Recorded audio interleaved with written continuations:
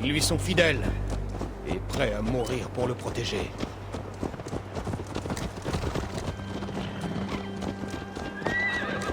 Ta voix, Eivor. Ne parle pas comme ses frères. Tu as bonne oreille. Peu de gens en Angleterre savent faire la différence. En effet, tous les Danois ne sont pas Danois. De quelle contrée viens-tu, alors? Du nord des terres danoises, d'un lieu appelé Fornberg, en Norvège. J'ignorais qu'il existait des terres plus au nord. À quoi ressemblent leurs habitants?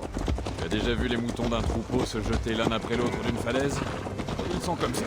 Du moins, ceux qui restent. Je n'aurais pas mieux dit.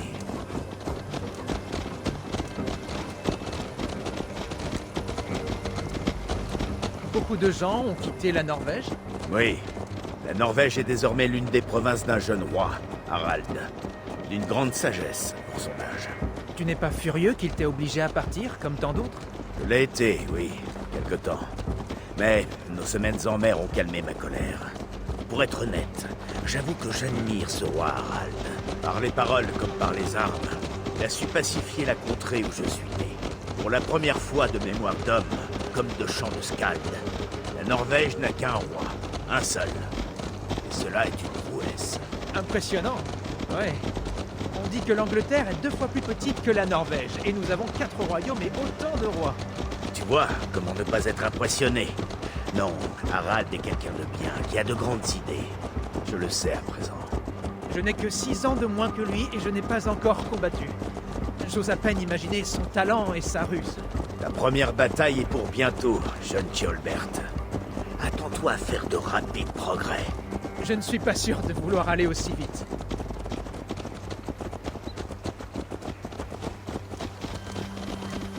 En réalité, Thiolbert, ma colère est pour l'essentiel à l'encontre de mon père, pas du roi Harald. Mon père a transmis au roi Harald mon droit de naissance, sans mon consentement, et sans même m'en avertir. Fut-il un tonneau d'hydromel. Cela a représenté plus qu'une déception, une vraie trahison, dont je ressens toujours la morsure. Que ce soit un bien ou un mal, la famille est primordiale. Belle phrase, mon garçon. Si tu n'étais pas Atling, je t'engagerais comme Skald. Skald. Cela ressemble un peu au nom donné à nos poètes de cour. C'est de cela dont tu parles? Absolument. C'est fascinant. La ressemblance entre vos mots et les nôtres est impressionnante. Comme s'il s'agissait de cousins éloignés qu'un océan de temps comme d'espace aurait séparés. Cette idée me plaît beaucoup.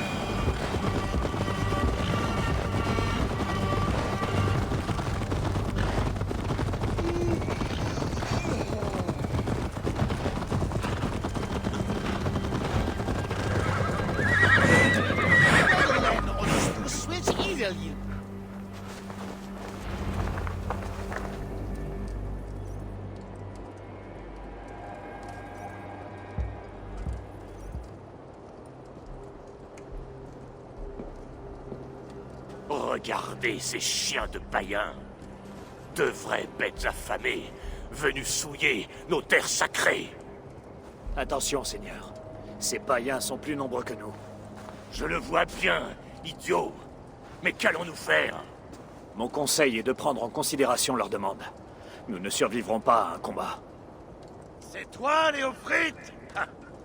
On peut dire que tu te remets vite.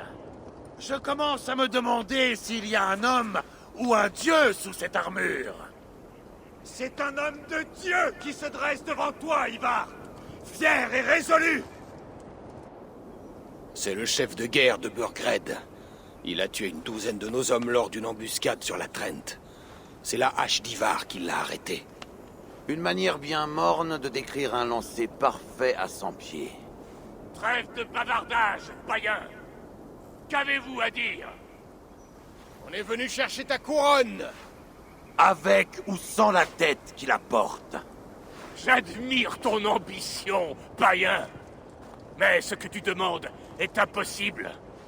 Aucun Danois n'a occupé, ni n'occupera le trône sacré de la Mercie.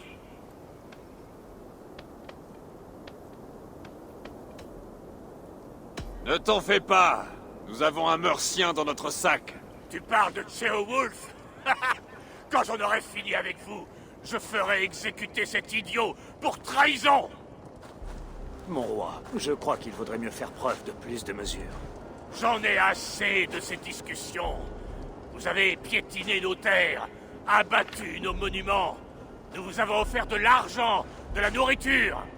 Et malgré tout cela, vous continuez à empiéter sur mon royaume. C'est terminé. Nous mourrons pour défendre ce qui est à nous, coûte que coûte.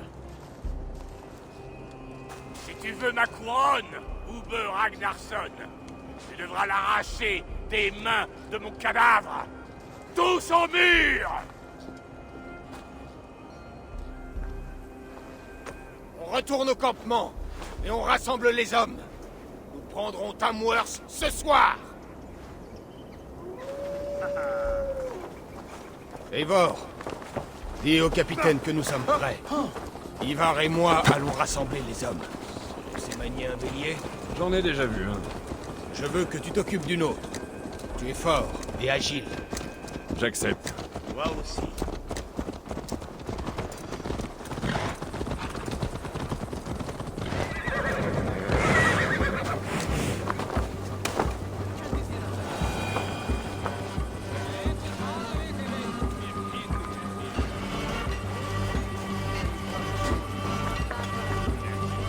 Que dirais-tu d'une partie de billes?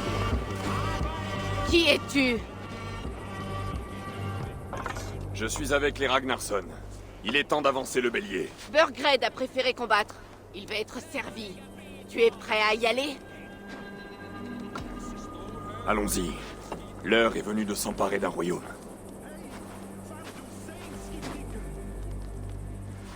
Et de lui, qu'est-ce qu'on en fait? Thiolbert, ça ne va pas? Je connais ces hommes, Eivor. J'ai mangé avec eux. Il y a quelques jours, Léofrite m'a montré comment tenir une épée longue.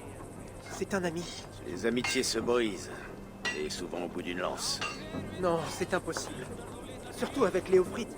Il ne fait qu'obéir aux ordres. Quand nous partirons, trouve une tente vide et reste-y. Ne vois pas en moi un lâche. Je n'ai pas peur de la guerre. Mais je refuse de tuer mes amis. Il n'y a pas d'autre solution. Tu te bats ou tu te caches. À toi de décider.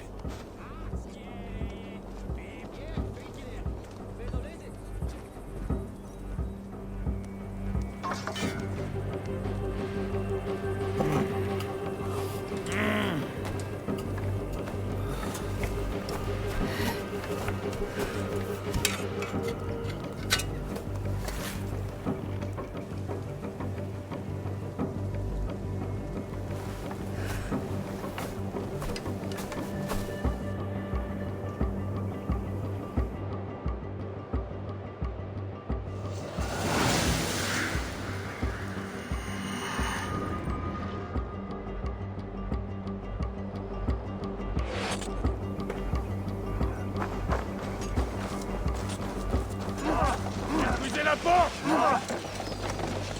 Massacrez les soldats. Laissez-moi le roi.